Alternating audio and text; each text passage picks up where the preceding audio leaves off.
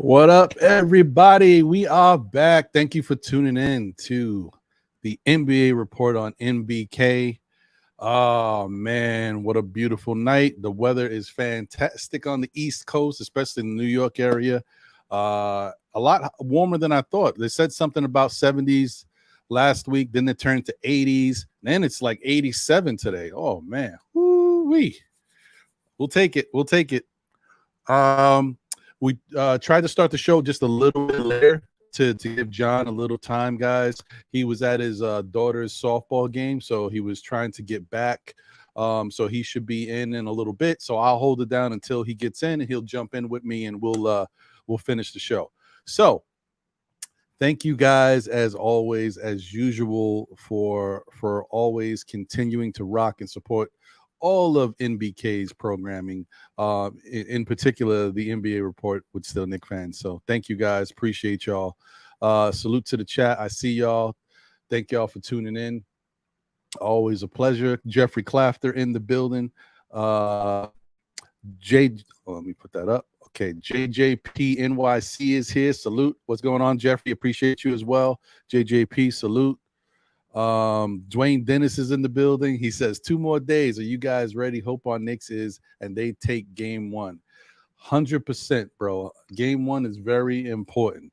It's like getting that stress off, that tension, that pressure, getting that first one is it helps a lot, especially for a team that, the Knicks are basically been waiting around. You know what I mean? They got a lot of guys on the Knicks that are rhythm players. So I'm a little concerned about them having so much time off. The good thing is that they get to practice. So Tibbs is definitely going to be working them out in practice and running schemes. And the Knicks usually, well, I don't know about this year's Knicks, but in the past, Knicks teams played really well when they had practice, under their belt. So we'll see how this team gets to play with some practice, because this NBA season, a lot of teams don't get a lot of chances to practice because the games are so quick normally. And then with the travel, there's not a lot of practice you can do. So hopefully the Knicks are okay. One good thing is that, they should be well rested. Guys who are banged up or got some nagging injuries should be okay and ready to go. Julius Randle is still a little iffy. Don't know if he'll be available for game 1, but that's okay. You know what I mean? Like, I'd rather him not.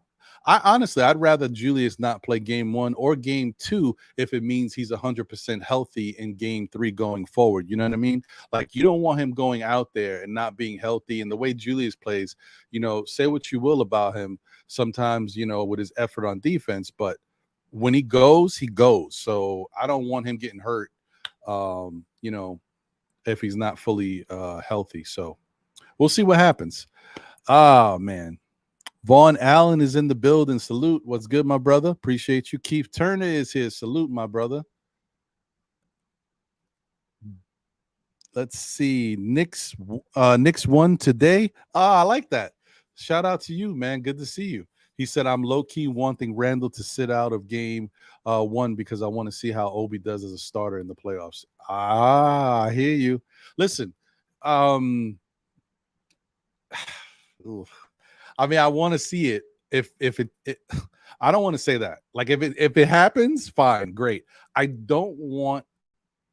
This sounds bad, right? Like, I want the Knicks to win. I want all the players to play well, but I really don't want controversy. Because, if Obi goes out there, right, and he balls out, just maybe he's just hot that night.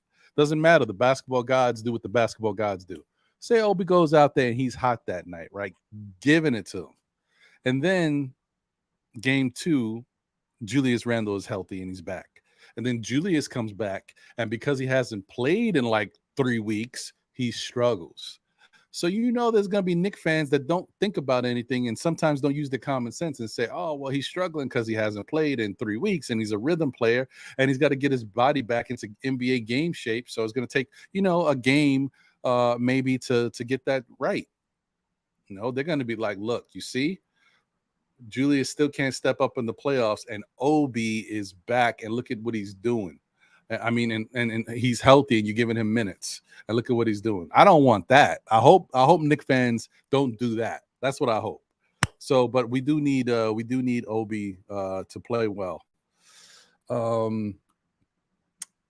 And I think we are good to go. I think we full strength, guys. John is in the building. Let me make sure he's all right. Thumbs up. You good? No, he's not good yet. Okay, all right. We'll hold off for a little bit. Glamour Knicks is in the building. Salute to you. Appreciate you. Good to see you. Thank you for being here as always.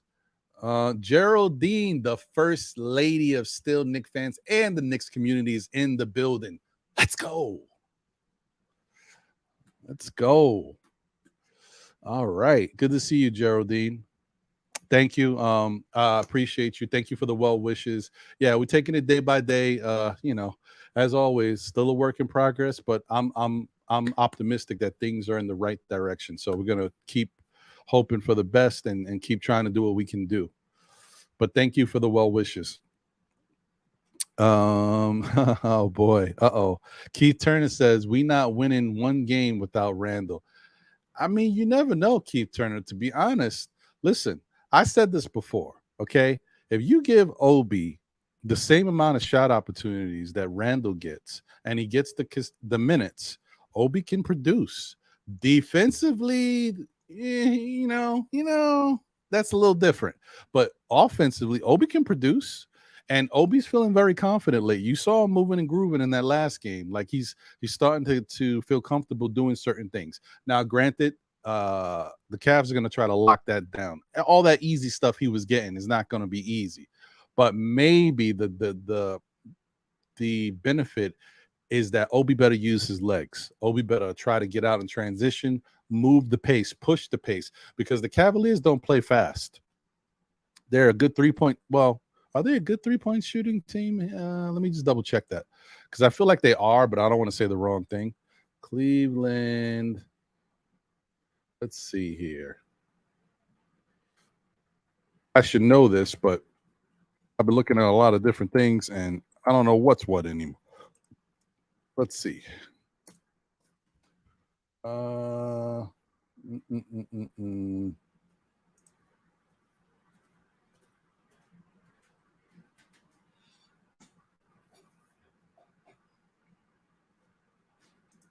Okay, let's see here. I tell you, I do not like. Me and Eru both complain about this all the time. I do not like how they changed the site on the NBA.com. I'm not even going to mess around. I'm going straight to ESPN. Sorry. And I don't like using ESPN sometimes because, I boycott their station, but it's all right. In this case, their stats be a little bit more on point. I can just find exactly what I'm looking for. I don't have to go all over the place, all these different areas. All right, here we go. 3-point shooting. They are at 36%. Yeah, so they're good, pretty good 3-point shooting team. 36% for a team. It's not bad. 36.7, so almost 37%. That's not bad. Yeah, so I think that'll be one way to kind of help keep them out of their comfort zone. Get them moving. Like you got guys who can run. RJ can run. I mean, he's not the fastest, but he can get up and down. But everybody else, they can push the pace. All right, so let's see. All right, John is back in the building, folks. Let's get him in here. All right. Okay, let's get that up there. Let me change this out back to the regularly scheduled programming. Oh, there we go. Hey, what's happening? Man, I made it. You did It's a make it. little You did loud make it. in my backdrop, but I made it. I don't have everything set up the way I need to, but I'm here. I made it. That's good. That's good. Did Jamie's team win? They did win the scrimmage, yeah. Hey, all For those right. You of you who see, don't so know, my daughter's yeah. playing softball now, 10 years old, taking after her father. But yeah, she uh, she definitely her team won. It's their first scrimmage. Their first game is actually this coming Saturday. So they've been running some practices and some scrimmages. Yeah. So excited for it. 10 years Cool, old. man. Listen, that's a beautiful thing. John has become a sports dad now. Like it's real now. Before it It's was official.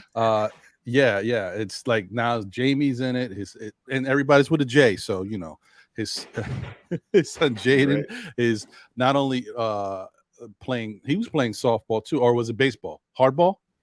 Yeah. He plays hardball.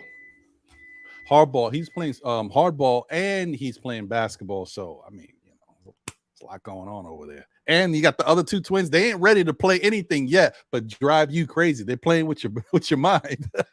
That they do well. They do that well. Woo-wee. So yeah, man. Appreciate you, my brother. Glad to see you as always. All right. So I'll get back into what we was talking about in a second. Shout out to Deron Wayne in the building. Salute to you, my brother. Shaw Powers is in the building. Salute to Shaw Powers and my guy Divine. Check out Knicks Real Talk if you haven't already, and definitely check. Stay tuned to their conversations these days, man. We're in the playoffs. You know, everything's positive, everything's love, and that's where you need to be. Get your Nick fandom up and going. Shout out to them. Sanga Waldron is in the building. Salute you, my brother. Robert Woodard is in the building. Salute. Appreciate you. Good to see you, my brother. Walter White is in the building. Oh man, good to see you, my brother. All right. Okay, so Glamour Nick says 2 more days. I know. I can't wait. I'm excited. I am excited. All right. So what we were talking about is the Cavs, how they like to play, their style of play, and you know the Knicks needing to push the pace to maybe give them a different look. You know, something the Knicks can do. They've got some guys who can run up and down the court. Not everybody's great at doing that, but our team has guys like that. Mitchell Robinson can get up and down. Hartenstein can get up and down. And, you know, Grimes and all these other guard players can get up. Even RJ can get up and down. So I think the Knicks should try to do that and incorporate that into their game. And I wouldn't be surprised if Tom Thibodeau, having this much time off, being able to practice, I think he's got them ready to work on some stuff out there. So it should be pretty cool. Yeah, I'm with you there, Ron. I'm enjoying what we've seen the last few games, with the young kids having a chance to play together. That's a big plus Mm-hmm. for us, going into the playoffs. Them just getting comfortable with each other, being able to run and show what they can do out there in the court as a group. That's extremely important. Just come playoff time. So yeah, I'm with you there. I agree. Yeah, man. So that should be pretty cool, pretty fun. Um, we are here, guys. The playoffs, the play-in has been going crazy. Certain things have happened that I'm kind of surprised at personally. I don't know how you feel about it, John, but it's kind of interesting what's going on. Let me see if I can pull this up so everybody can see what the current play-in is looking like. All right. Let me pull that up and drop this down. All right. So let me see if I can make that a little bigger. Oh, move that. There we go.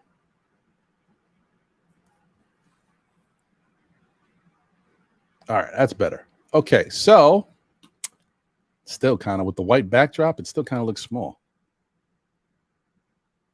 Oh, I done did it now, folks. What the heck is that? Let's try this. Let's go back.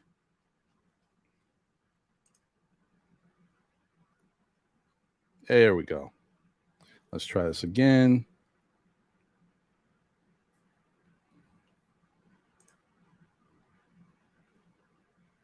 I guess that's as good as it's gonna get. Whatever. It is what it is. All right. So pretty much you guys can see what's happening right now. And let me see. Let me get one more up on here.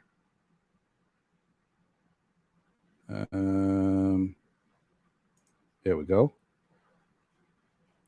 So we got two games going tomorrow. The Bulls versus the Heat. So that's tomorrow night at 7 p.m. on TNT. And then we got the Oklahoma Thunder versus the Timberwolves at 9:30 p.m. on ESPN.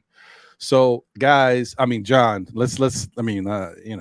and the chat. I don't know how you guys feel about it. I got to start with the elephant in the room right here. Oklahoma City. I'm really surprised at how these guys play, man. I'm kind of shocked, to be honest. Are you surprised at how good they were playing down the stretch and then jumping into this play-in? It's one of those weird teams, right? Because like mid-season, they looked like they were really doing well and really finding who they were as a team. And then for some odd reason, towards the back end of the season, they weren't playing well as a team and as a unit. Like they were losing close games that they should have won, or they were winning mid-season. And you just expected them to sort of fall away. As time went on, they were able to get that the last seed, right? So. And they played well against the Pelicans yesterday, which was surprising because the Pelicans were really turning the corner on their season towards the back end of the season. So, listen, they played well. They played well. It was a nice game yesterday. I don't. If it'll be a nice competitive game against the Timberwolves because the Timberwolves themselves had a really decent game against the Lakers in the beginning, just fell apart in the fourth. I don't see either one of those teams beating the Nuggets in the first round. I mean, or when they get to that, when they play the Nuggets when their time is up. But right. For what it's worth, I mean, they should be proud of their effort. Yesterday, and we'll see how they fare against the Timberwolves. Yeah, definitely. I mean, I guess I got to give them more credit, man. Because honestly, going towards the end of this season, the regular season, obviously, I was a little upset with what Dallas was doing, and I'm like, come on, man, like, everything's right there for the taking. You telling me you can't take over the spot and get OKC up out of there? But in fairness to OKC played as well as they could down the stretch with what they had, and they deserve to be where they're at. Like I want Dallas in there for selfish reasons, but Dallas doesn't deserve to be there. I mean, these guys fell apart when they had to win, close games. They just didn't step up. So shout out to OKC. I mean, they are definitely Presti's got these guys doing what they need to do over there. They're a young squad, and just thinking about how much better they can get and mind you guys, OKC's not going for it yet. You know what I mean? Like they're still just developing talent, getting the best possible players out there, having them out there and learning the system and just learning how to play. And these guys are getting better and better every night. And Chet Holmgren didn't play all year, and he's coming back I was next year. just about to say that. Yes, and they got more draft picks. Oh my God, John. And Shea looked good yesterday, man. He looked good. Yeah. He looked good. I mean, can't take anything away from Giddy either, but those young players are solid, man. Solid foundation they're building over there in LKC. It's really it's remarkable. I mean, it's like that thing where it's like as a player or in any sport, whatever you're doing, how you just go out there, you go with the motions, you learn, and then you have that one game where you like, oh, I really felt good this game. Like you get it. I kind of feel like OKC is telling us we're only going up. We're not going backwards anymore. The rebuilding we're still kind of in the process, but I think this team is starting to show that they're a little ahead of that point now. I think now they're going to start I think this is kind of what I said about the Knicks a couple years ago. Next year will be the how good can they be? Can they get into the playoffs without getting into the play-in, right? And see where they go from there. And if they do, and if they make some waves, then the next year after that, I think they'll start to really say we're going for it. And if they need to acquire a little bit more talent, they will. But I mean, this team, they're doing it right. So shout out to them. And you're right, Yeah, Shea played great. He was in his bag, but I see them in the next couple of years, sort of being where the Kings are at this year. Kings with the surprise team, but I could see the Thunder sort of leveling up, as this next season comes along, and as they start to build on their draft picks and figure out what their team is going to look like. I think you could see them sort of like rising in the rankings come next year. I don't see them as a 10 seed next year. I do see them a little higher. That's a good point. That's fair. Really, really interesting to see. Another thing that was interesting, but I'm just not as shocked as what I saw with OKC. Atlanta. They're trying to trade Rayford Trae Young, and what does Atlanta do? They beat Miami. Like, what is happening here? It's like the Twilight Zone.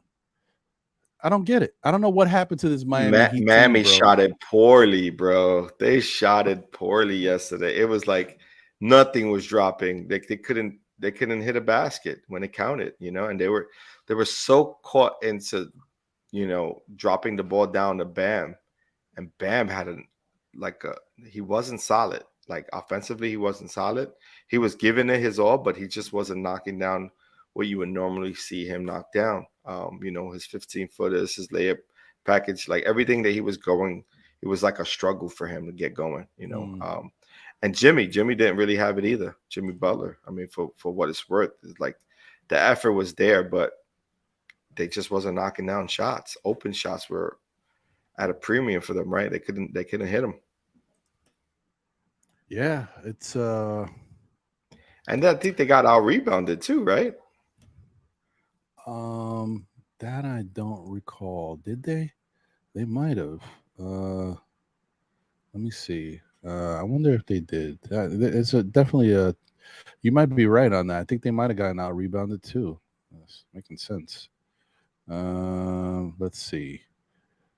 Okay, box score. All right, so they had. Oh my goodness. They must have. I just looked at Atlanta's. I know they must have gotten out rebounded because Atlanta had 63 rebounds. I'm like, what? Damn. Yeah, Clint Capella was on his game. He was. Yeah, I think he 63 had like to 39. Right, 63 to that's about right. That and they weren't knocking down. And what did they shoot for a percentage too? The Heat, like they didn't shoot it well. The Heat shot 42% from the field and 32% from three. Well, that's fairly average for that team, right? They don't really shoot at a high clip anyway. So that's decent. 42 from the field. Yeah, and that's oddly better enough, than I thought. That's better than I was thinking like 38% from the field, maybe. Atlanta was atrocious from three in this game. 24%. They were 10 of 41. And yet, they won by 11 points. They shot 46% from almost 47% from the field, though. So they did a much better job on their twos. But offensive boards, man, they probably was on those second chance. That helped. That helped. That's crazy, bro. That's crazy. I mean, Capella, like you said, he had 8 offensive rebounds. He finished with 21 rebounds. He was killing it. Jeez. Yeah, so, I mean, that's the thing. When I look at Miami, I'm shocked, but then I'm not shocked because I look at them and their overall talent. I don't see a lot of it on the team. But one thing that's weird is that if I told you that Miami is going to struggle offensively, you're going to be like, okay, yeah, they've been struggling offensively all year. They don't have a lot of guys to step up. But if I tell you that you already know you got Adebayo, you got Butler, and usually you have Hero, right? So that's usually what you got, and you're looking for anything from anybody else. But if I told you that Kyle Lowry had 33 points, you would think that would have been enough for them to win. I mean, Kyle Lowry hasn't done anything all year. So it's crazy, bro. It's crazy. Yeah, it was just the way they were. I just seemed like Bam was off his game, and like I said, Jimmy wasn't really putting up a lot of shots, so just seemed awkward. Seemed I awkward. don't know, man. Jimmy might be hanging him up, man. He might have a couple of those suitcases packed already. I don't know. I don't know what's going on over there. It's interesting. Well, so we know the Heat is going to play the Bulls, and then you've got the Timberwolves playing the Thunder. Now, the other team that kind of skated by was the Lakers. And you know, dude, the Timberwolves are such a dumpster fire over there. I don't know what the hell is going on. I can't even, I wanted to put together, the NBK news break, but it it didn't matter because everybody already knew the story. We've been talking about it all week. What the hell is going on in Minnesota, man? First off, Jaden McDaniels, what are you doing? I mean, if I don't even I understand emotions, you can't control them sometimes. They just overwhelm you. And it can happen in any sport to any person. But dude, don't do things with your limbs that you need. You want to kick something, kick. Well, even that Not could be even crazy. that. Not Like even that, right? it's the whole Amari Stoudemire situation, Oh right? my Like it god, just plagued man. the young man. It's like, why are you punching a wall? For what purpose? So bad, so bad. I mean, it's not gonna change how Minnesota looks at him. They're just gonna say he made a immature mistake, very passionate, and it is what it is. But it's just like you're losing out on an opportunity. You're the best defender on your team, and your team needs you. And you guys had a shot to at least get into the first round, and possibly make some noise. Because outside of what's going on with Rudy Gobert, which is a whole nother story, the team can still win. They got some players over there. But I think that the Jaden McDaniels thing was definitely bad. The Rudy Gobert thing is atrocious, bro. I know I didn't like the guy to begin with, but I respect his talent. I know what he can do. But even the way he likes to play basketball has been a struggle this year because the NBA has changed so much and he's more of a throwback center. And so if you're a throwback center that can't really move that well, you're not that great offensively. Defensively, you're incredible in the paint. But a lot of guys know that you're playing in the paint and it's a perimeter shooting league. So they're not even coming in the paint. So it's like, what is Rudy Gobert's role these days in the NBA? And for him to just be like, I don't care what anybody says. There's a lot of words I could say for Rudy Gobert. I'm gonna make it as PG as possible. The dude's a knucklehead. So I mean, he's a knucklehead. How do you feel about this whole thing with Rudy Gobert, bro? I knew it ever since he did that stupid stuff when the virus came out, how he was messing with the mics, and then reporters got sick, and then his teammates got sick after that. It just spread like wildfire. Wildfire. There you go. Dude, I just didn't like him. Well, what's your thoughts on Rudy Gobert, Yeah. bro? I mean, I don't have much to say about him. I mean, I don't know if he's a quality teammate. I mean, it just seems like right now he sort of plays his own, I don't know, rhythm. You know what I mean? Like he plays his own beat. You know what I mean? Like he walks his own beat. I don't know what that saying is. I'm saying it all wrong, Mm-hmm. but um, yeah. I mean, they needed everything that they can get defensively, and him being out, him having that altercation with slow mo didn't make any sense. You know what I mean? It seemed like a dispute that could have just stayed where it was as a dispute. And right now at this point, he's just I mean, I think they just suspended him the one game, right? Mm-hmm. So I he mean, should that's what be it looks like. Yeah. he should be back for the Thunder game. I'm sure he'll be needed because again, like they struggle defensively. That's not their strong suit. They have the offensive players to to contend against the Thunders, but defensively they're going to need somebody to impact it. The center position, the inside, clog up any drives to the basket. But we'll see how it plays out, man. I still like the Thunder in this though. Even with Gobert coming back, I still like the Thunder. So guess we'll see. I tell you, it's very interesting because if you look at Rudy Gobert's numbers, 2018, 5 years ago, I want to say, all right, about. He averaged 15.9 points, 12.9 rebounds, 2 assists, and a little over 2 blocks.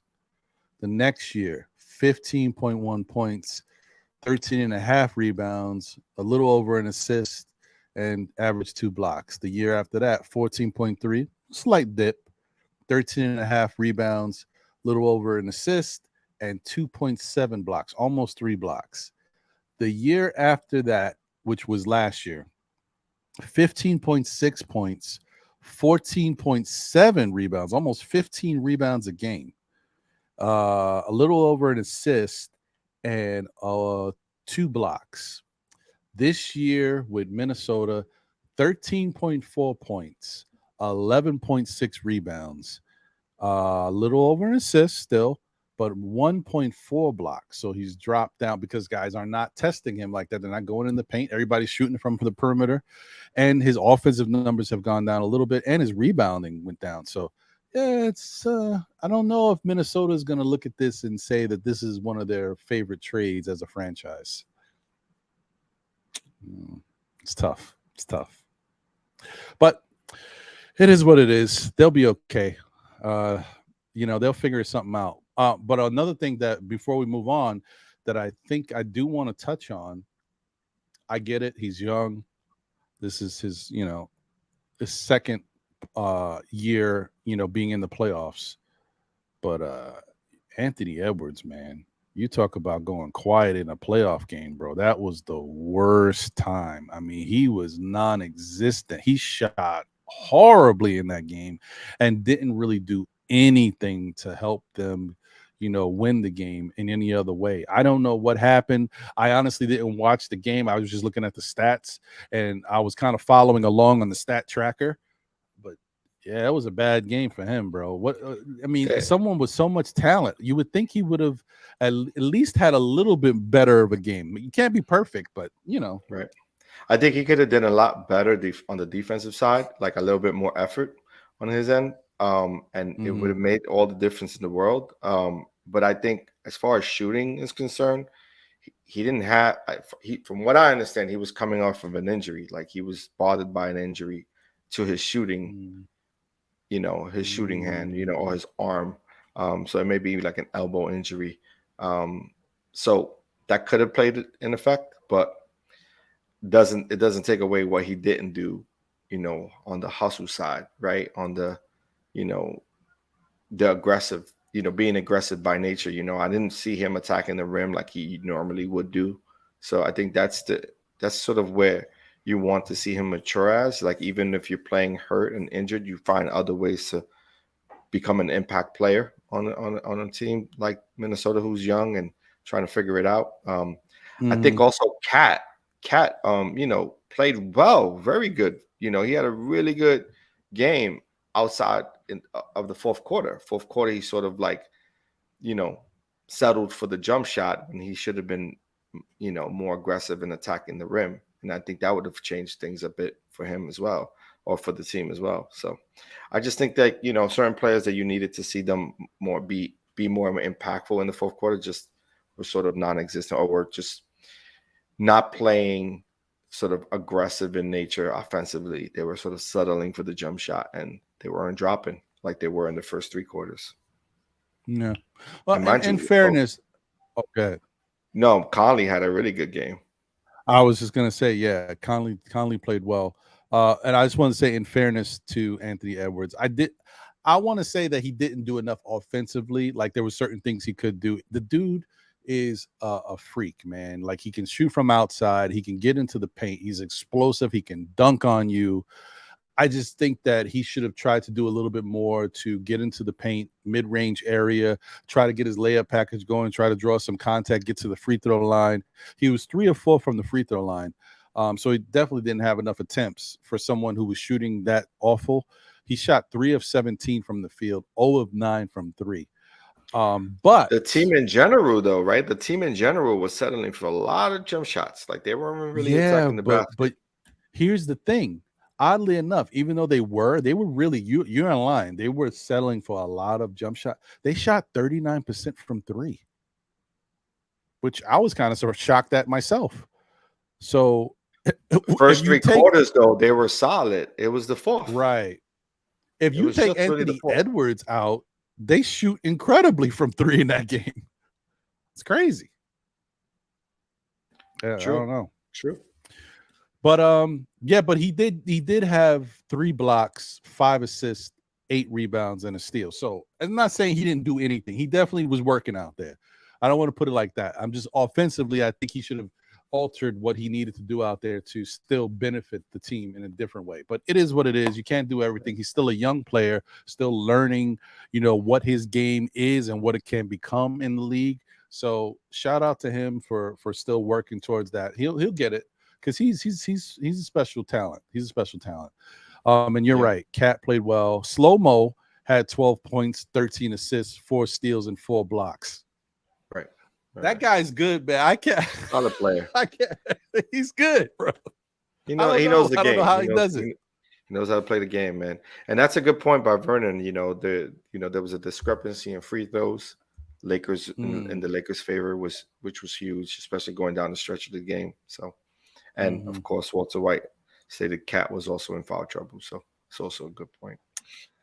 That's a good point. That is a good point. Shout out to the chat once again. Jay Boogie's in the building. You say, yo, what's good? Shout out to the chat. Blessings, health, happiness to you all.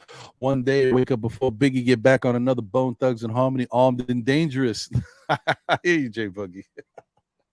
Sherwin's in the building. He says, good night. Good night to you, sir. Vernon B. Harrigan is in the building. Salute. Appreciate you. Cover the Spread is in the building. Salute, my brother. Appreciate you. D Coolest is in the building.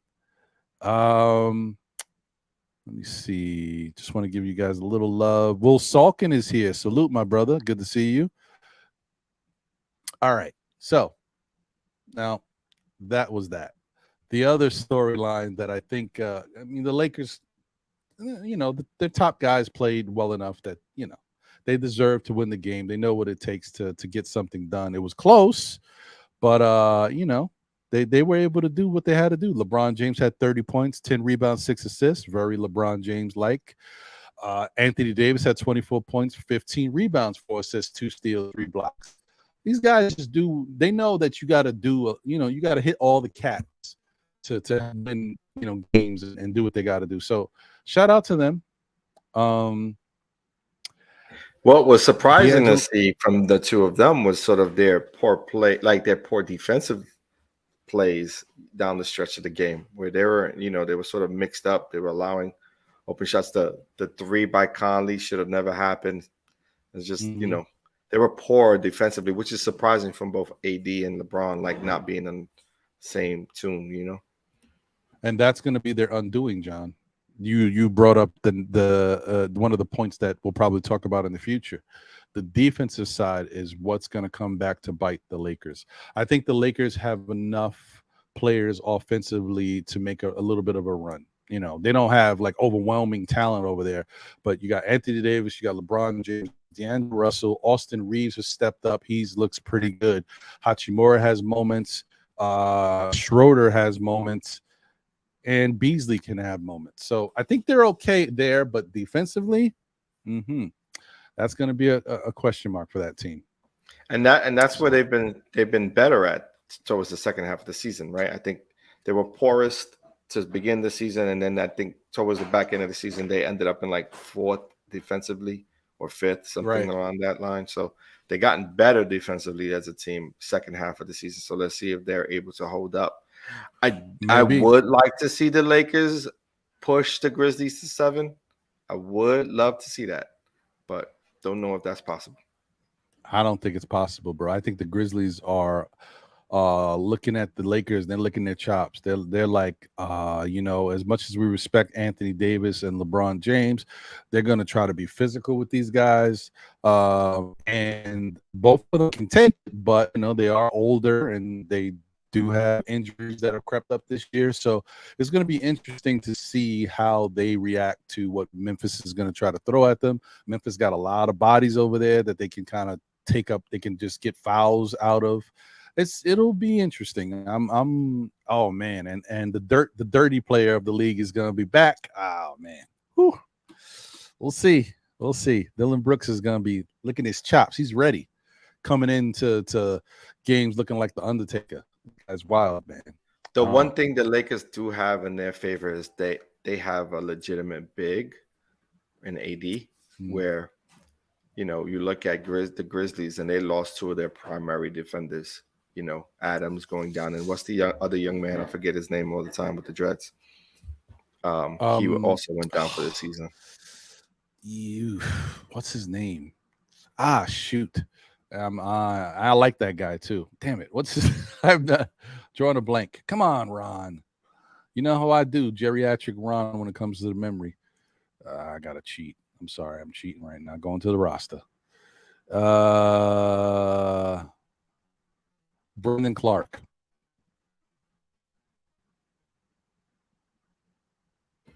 I think it's Brandon Clark. Yeah, he's the young man who's out for the rest of the season as well, right? So, I mean, although they still have Jared Jackson Jr., who's in a solid for them, like their best defender. He's probably he's probably going to win Defensive Player of the Year.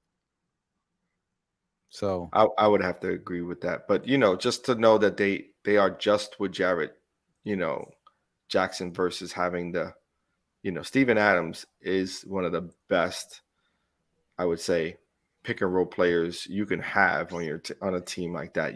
Just very true, providing the space and also a really strong rebounder. May not be great defensively, but a very good rebounder.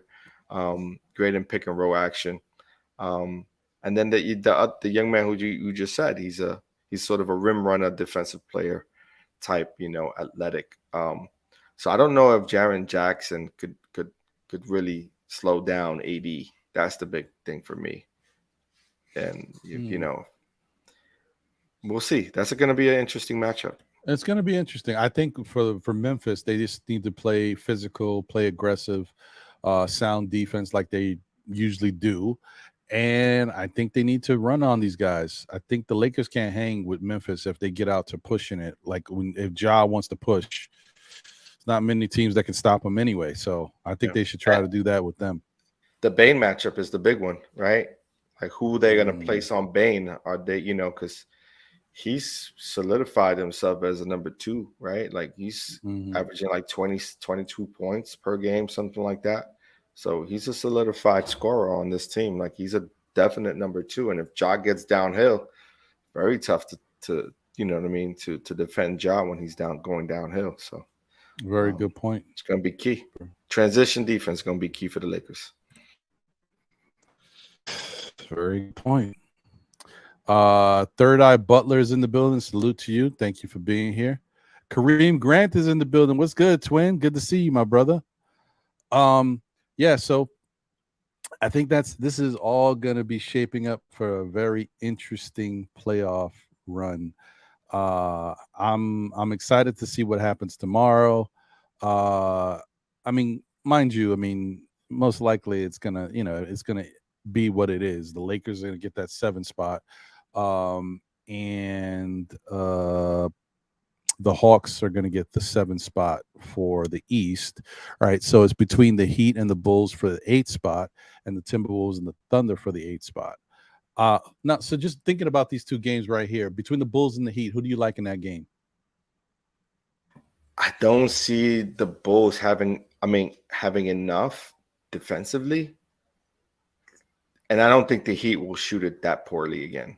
I think I'm really expecting Jimmy Butler to be on one against the Bulls because the Bulls aren't a defensive team. You know what I mean? They get out in the break, and and plus, you know, um, DeRozan's daughter is not going to be a factor. I'm just saying, she got to go to school. So that was huge. That was big. That was hilarious. I love that she. Oh, that was great. That was I great. love that Shout out to DeRozan's she daughter. trended. Yeah, I love that she That trended. was Right? great. That was awesome. That was an awesome thing Man. that she That did was for her great. dad. Yeah, but I just don't see it, man. I don't. The Bulls have been a weird team all year. Another one sort of underachieved, and they were out without, key player like Lonzo Ball, of course, was a key player on that team, but just don't know. I don't know about that team. I didn't have them picked against like I thought the Raptors were coming out. I didn't think the Bulls were going to beat the Raptors, and I was wrong. But I just don't see Miami shooting it poorly again.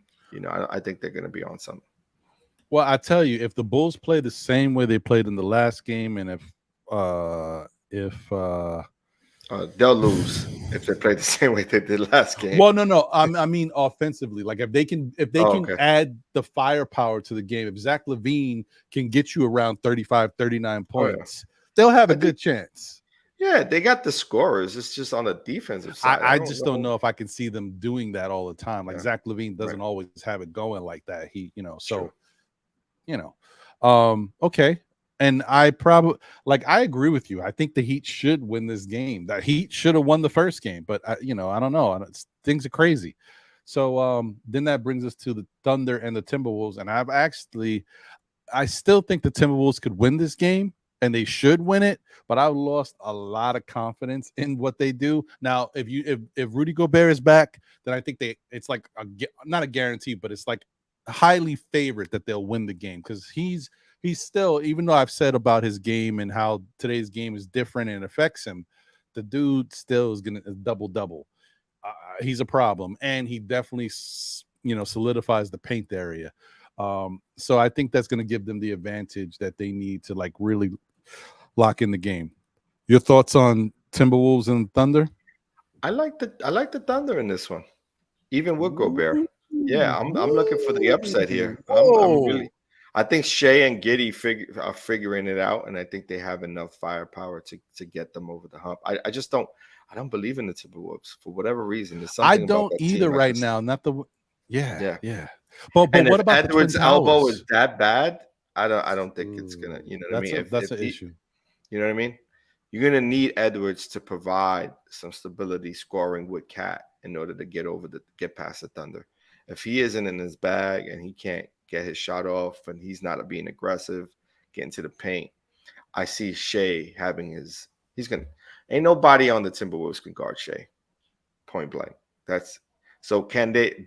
Will they allow Giddey to get his off, right? Because Giddey likes to get on a transition, be a playmaker. If they allow him to be a playmaker, you ain't winning that game. Well, you're right. Shea is going to do his Shea things because if Jaden McDaniel was there, that's one thing, but he's not. So yeah, that's. I mean, you're right. Anything could happen. It's interesting. I just don't know how the Thunder are going to deal with the height and the size of Gobert and Cat. Right. That's interesting. That's going to be an issue. Play. Right. Yeah. But again, Shea is a mid-range, he's a killer from the mid-range, so he's not really attacking the rim 100% of the time.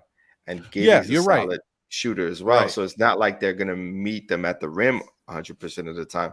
But if they get out in fast breaks, they're going to outrun the Timberwolves with the two bigs, right? True. And so that's the key.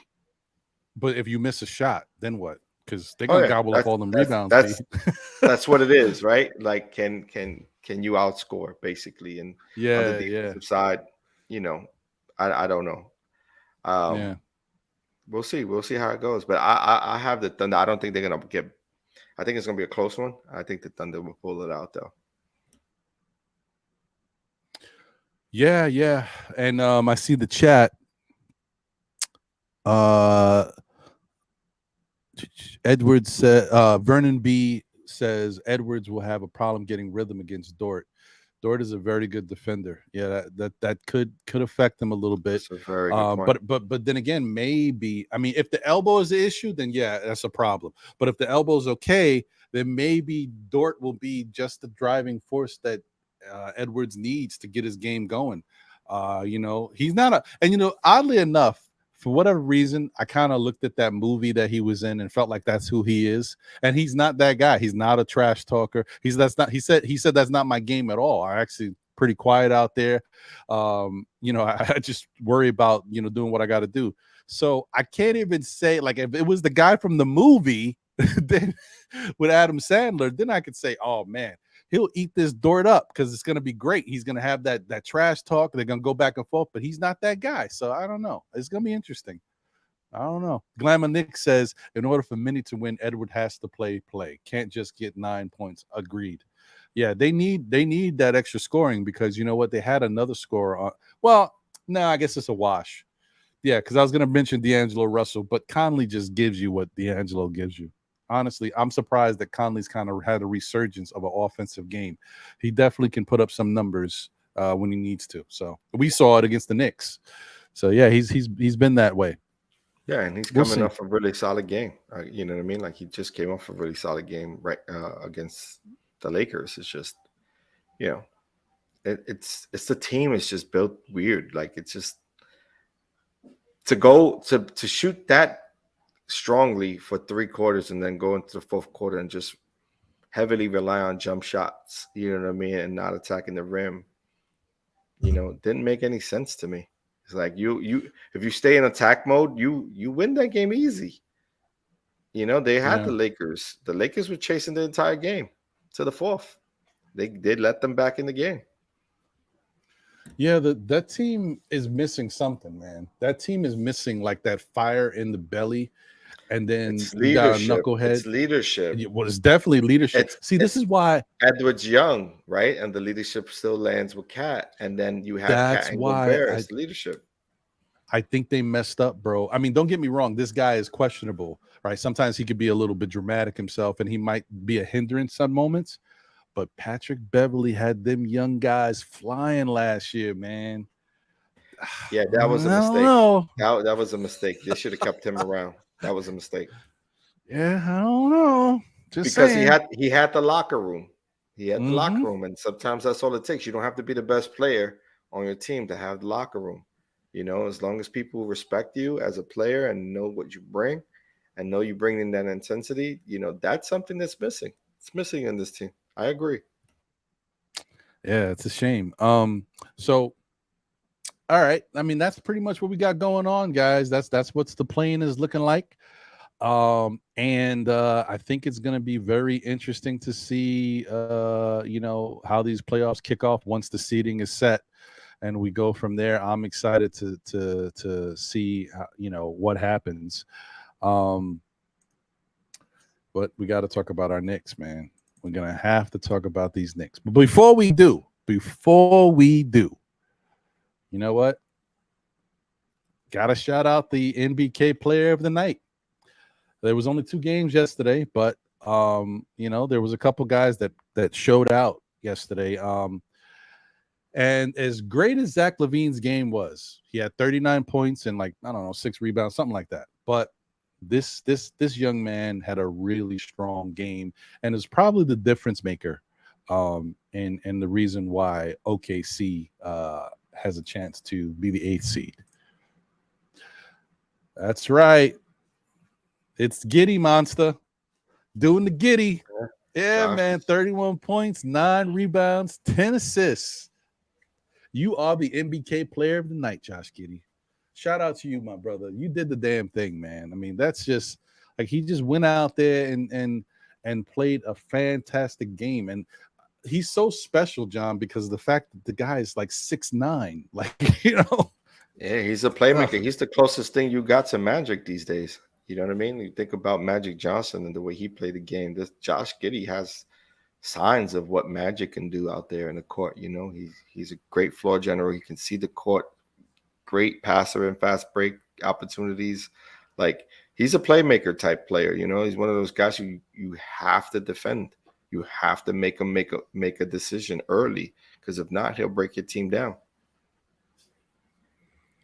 Yeah, definitely, definitely. So shout out to Josh Giddey once again. He's the NBK player of the night. Did the damn thing, man. All right, so here we go, folks. This is like I'm so excited. Uh, uh Nick basketball. Oh man, let's go. Oh Knicks man. playoff basketball. That's what I'm talking Let's about. go, baby. Yes. Yes. You can't stop me. I'm like a kid in a candy store. Oh man. John, I am so excited. I can hardly contain myself, brother. I'm so excited. I can't believe Saturday is going to be Knick playoff basketball. And no matter what happens, as far as who we have out there, I feel good that the Knicks can win. Now, other people may not be as high on the fact of the Knicks winning because the Cavaliers, like, you can't take anything away from. I'm gonna say something real quick for everybody. The season starts now, okay? So I know the Knicks beat the Cavaliers 3 out of 4 games. You might as well throw that out the window. Might as well forget all about it because this is the playoffs. These Cavaliers are going to be hungry. They're going to come out and they're going to try to stick it to the Knicks in any way possible. Let me tell you something. They're going to be raining threes. They're going to be getting physical in guys' faces. They're going to try to take Jalen Brunson out of the game.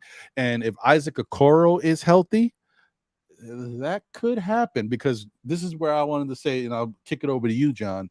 My concern is that do I think Isaac Okoro can lock Jalen Brunson down for a series? No. Do I think he might be able to lock him down for game one when Jalen Brunson has been sitting out for about a week and doesn't have rhythm? Yeah, I think he could be a problem. So I don't know. What's your thoughts on the Cavs possibly having a Coro, and I don't know about the. I'm gonna check on your Jared Allen status while you're talking, but maybe having Jared Allen back and a Coro could make a big difference for the Cavs. Listen, I mean, even without those guys, this is not going to be an easy task for the Knicks to get past the first round of the playoffs, right? Cleveland Mm-hmm. Cavaliers are a legit playoff contending team. They have the same um, percentages to win this, first round as the Knicks would, right? I think we're probably the closest bidding between, what you see in Las Vegas. Like the odds are probably the closest amongst what of the teams that are in, right? So Mm-hmm. this is also the most exciting um, playoff matchup that I would say people are vying for. Like even NBA analysts are looking forward to this game versus any other game or any other matchup. So this is going to bring New York back. I think. However, I will disagree with you, Ron, when saying Okoro will be able to slow Jalen Brunson down. I don't think anyone on the Cleveland Cavaliers can slow Jalen Brunson down. I think Jalen himself will be the only person to slow himself down if he's, High praise. for whatever reason, isn't able to be effective, with his jump shot or his drive to the basket. I think that will all be on Jalen Brunson. I think he'll get to his spots. Whether he makes the shot or not will depend on his comfortability in the game. Um, and it'll just be on him because I think he's too shifty. I think every team out in this in the NBA knows already what Jalen brings, and Cleveland's no stranger to it, right? Donovan Mitchell is no stranger to it. I think Darius Garland has gotten his taste of it as well. So I'm looking forward to the matchup. I think for us, it's what we can provide defensively. How do we match up with their bigs? Is the biggest thing for me. Is like Mm. if Mobley and Jared Allen are healthy and are physically going to be playing a lot of minutes, can we match up well against them? How well can then how well can Mitchell? How much defensive presence can Mitchell provide? How much stability can Mitchell provide? How much stability can Randall provide? Rebounding and being a defensive presence, being active against a taller Mobley. That's going to be the key for me. And will we see a resurgence of RJ Barrett? How can he affect the game?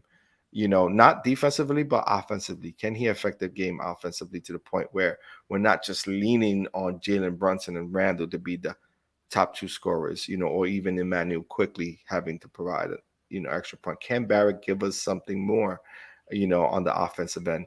We know Grimes is going to come prepared. Can the stage remain the same for him now that he's going into his first playoff series, right? He's going to be asked to do a lot, right? Open jump shots, driving to the basket, facilitating himself, seeing that he's had that opportunity these last few games to show what he can provide as well. So it's a lot. It's a lot. It's a lot that I'm looking forward to. I think having Jalen Brunson is going to help us finish these games out, especially the close ones, because I think he has that temperament.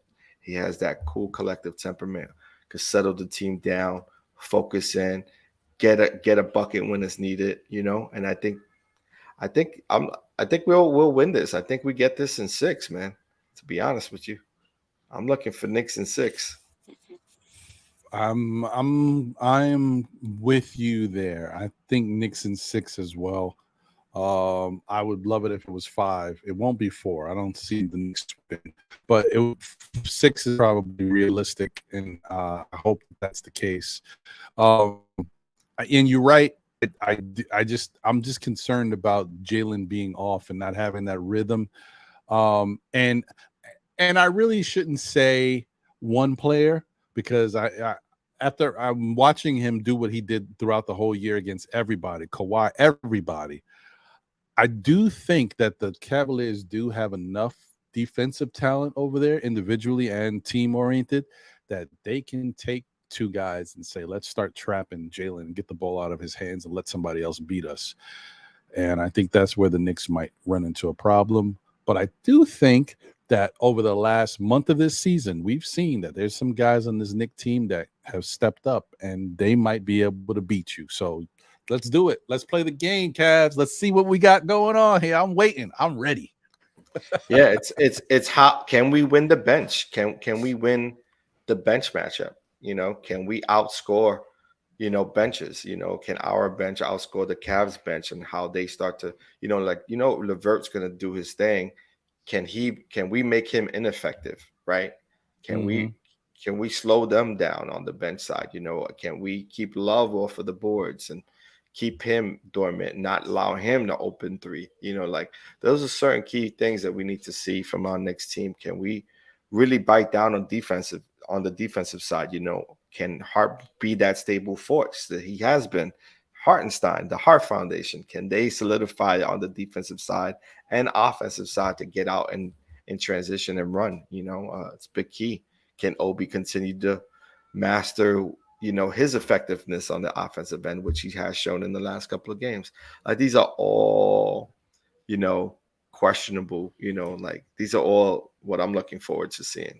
So I'm excited, man. I'm excited. Oh yeah, Kevin's Love is not in the Cavs no more. What am I talking about? Oh yeah, that's right. Who am I thinking of? I'm thinking of someone on that team. Let me look at their roster. It's someone who comes in and shoots threes.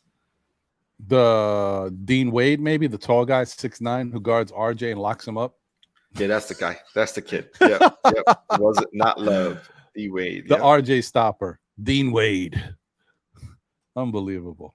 Well, yeah, man. I think this is going to be very interesting. I got some deeper concerns that I'll get into on Saturday for the No to Ledge, because it'll be like a pregame for the game.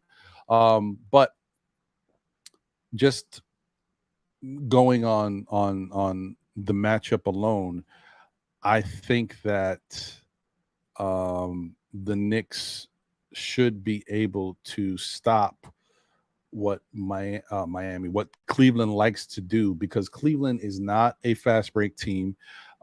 They are a team that has to get into their sets, and if you can stop them from getting into their sets, letting them run their offense, I think you got them right where you want them. And the Knicks were able to do that in 2 games this year. They won both those games, by the way. So if they continue to do that, I think they have a good shot, because no matter what Cleveland's practicing for and planning for with the Knicks, they're still going to kind of stick to their offensive principles.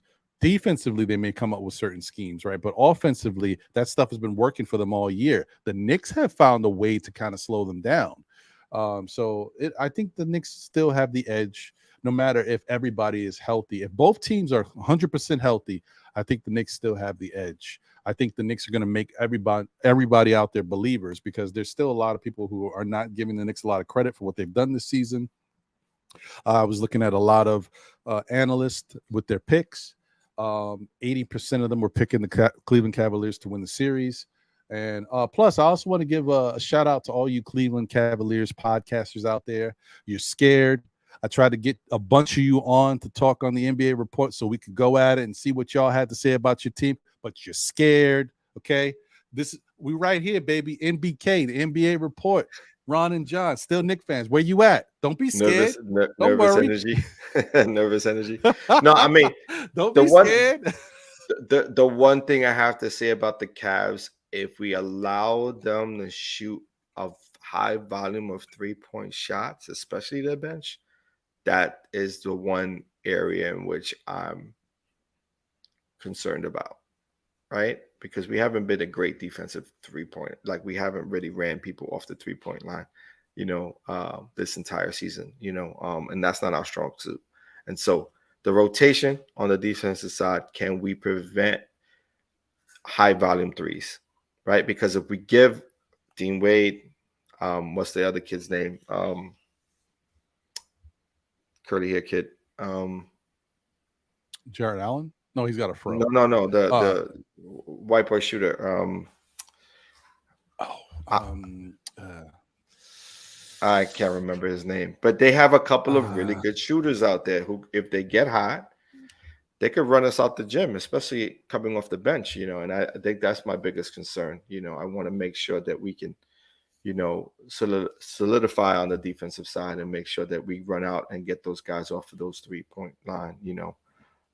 Osman, somebody put it on the chat. Seti, yeah, Seti Osman. Mm-hmm. Right. So, guys like that, if you give them enough volume of shots, they get hot. You can run yourself off of, you can lose a lead quickly. You can go down by a lot, and that's key for me. Make sure that we rebound the ball well, and we run out on transition and get easy buckets, and play strong defensively, man. That's the key. The key to the game for me. Slow down that 3-point shot. I'm with you. I think that we should be really excited for this series. I think we have a really good shot at winning this series. So Knicks fans, just continue to come out and support the team and be confident, man. I don't care what the Cavs have done this year defensively and offensively. The Knicks got a good team. Okay, we finally have a good team. We don't have a great team yet, but they can turn great, and this playoff series can be the launching point for that. They can only get better from here. I don't think they're going to get worse. So I'm very excited. I can't wait. And like I said, we'll get into it more on Saturday. We're going to get into the actual key matchups.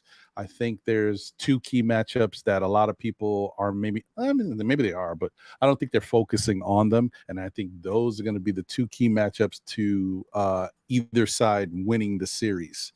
It's not going to be your average Jalen Brunson versus Donovan Mitchell matchup. That's so. I can't wait. It's going to be great. John, listen, man, it's always a pleasure to chop it up with you, my bro. Do you have any final words? Man, looking forward to this playoff push. Let's see if we can get out the first round. And at the worst case, if for whatever reason we don't win this series, I just wanted to see a Knicks team be competitive, have a competitive series against this Cleveland Cavaliers, because Cleveland is not a pushover team. They really aren't. So for me, I really want to see how they come out. If they come out energetic, they come out fighting, get a couple of wins. If I want to win in 6, so I'm rooting for the Knicks to win in 6. If we don't get that, let's push it to game 7 at the very least. Let's make a good run. And yeah, man, looking forward to our next one, because by then we'll have one game in the bag, right? So that's right. That's how you got to look at it. It'll be 1 down, and then we got 3 more to go. That's right. So peace to everybody in the chat, man. Salute and stay blessed out there. Okay. There you go. There you have it, folks. Shout out to everyone in the chat. Acute Perspective is in the building. Salute to you. Ashley Inc. What up, Wiz? Appreciate you. Cormega is here. What's going on, my guy? Knicks 100 is here. Appreciate all you guys. Mark Bonjour I don't know if I said that right, but I don't want to butcher it. But I like the way it looks. It looks regal. Mark Bonjour. I think that's how you say it. Could be wrong. Bourgeois. I'm gonna stop where I'm gonna quit while I'm ahead. N Brian is in the building. RG the OG is here. M Med is in the building. Kerry Cox is here. Salute to you, my brother. Appreciate you as always. Yeah. And I think Jay Beckett is in the building. And guys, if there's anybody that we missed, it's not like I'm trying. It's a lot of different names, but we want to show love and salute to all of you guys out there. Appreciate you. And I can't wait, man. Let's go Knicks. So before we wrap up the show, I want to say the Queen is on right now, Steph, Dope Soul Sports Talk. So head over to her channel and, continue this Nick Talk, man. Show the love over there. I'm sure she's going to have some great panelists, some great guests, and they're going to continue to talk. But, as I always say, tell a friend who tells a friend who tells another friend. Still, Knicks fans, we'll be back again, whether it be on Thursday nights at 8 p.m. for the NBA report on NBK, Saturday for Know the Ledge, yours truly. And that's at 11 a.m. or on Monday nights at 9 p.m. with Ron and John. Still Knicks fans for SKF Weekly. So, guys, thank you for tuning in as always. We'll catch you on the next one. The next one will be a great day because it's going to be Saturday. Know the Ledge, 6 p.m. The Knicks versus the Cavs. The first game, we're going to take it, man. We're going to put the pressure on them Cavs, man. I don't care. I don't want to see no Cavs winning nothing if LeBron ain't there. That's it. All right, man. I'm on one. You can tell I'm hyped. I don't think I've been this hyped for a Knicks playoff series since the 90s, to be honest. So don't mind me, guys. I'm going crazy. All right. We'll catch you on the next one. Latest. Run that Run that.